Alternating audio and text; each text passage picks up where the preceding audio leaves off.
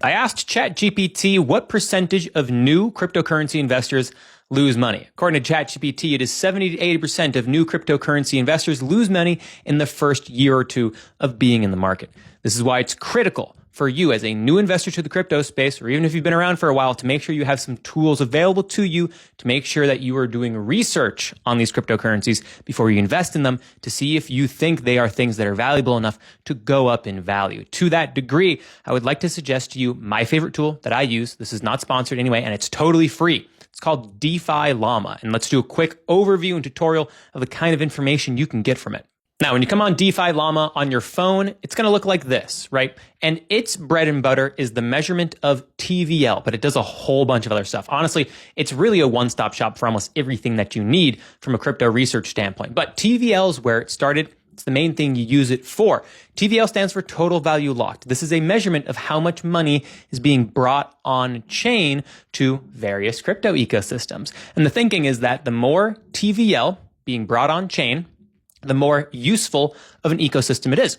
If it's more useful, there's more potential natural demand for the token to be used on the network. Therefore, you're finding a coin that hopefully can go up in value more, or is a valuable ecosystem with solutions and applications for you to explore and use yourself to do things like earn via lending or staking. And if you scroll down from there, you can see who the leaders in the entire cryptocurrency space are when it comes to TVL. And if you scroll to the right, you can see that TVL measured here, as well as the 1 day, the 7 day, and also the 1 month percentage change. This is a great way to go and dive into Ethereum or Solana or Avalanche or Sui's ecosystems to find coins that have really high growth rates, because that could be a sign of strong fundamental growth that hasn't been reflected in price yet, meaning you can buy in cheap. Speaking of Ethereum, let's use Ethereum as an example real quick. If you go to Ethereum, this at the very top of the page is the kind of information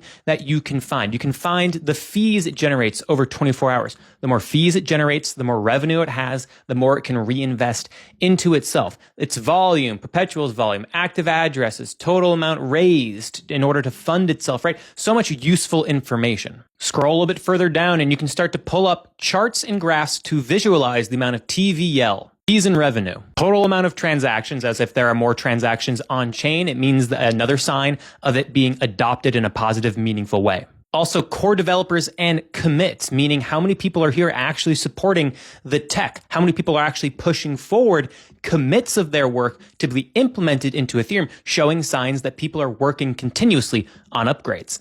Another thing I also want to highlight, using Aave, the top lending protocol on Ethereum as an example, you have market cap information. You can actually look up the price here as well, how much money has been borrowed within this lending protocol, as well as the treasury held by the team. If you're worried about clicking on the wrong link to find the right Twitter, you can find the official Twitter and website page here. Again, developer activity as well as get directed to the correct token.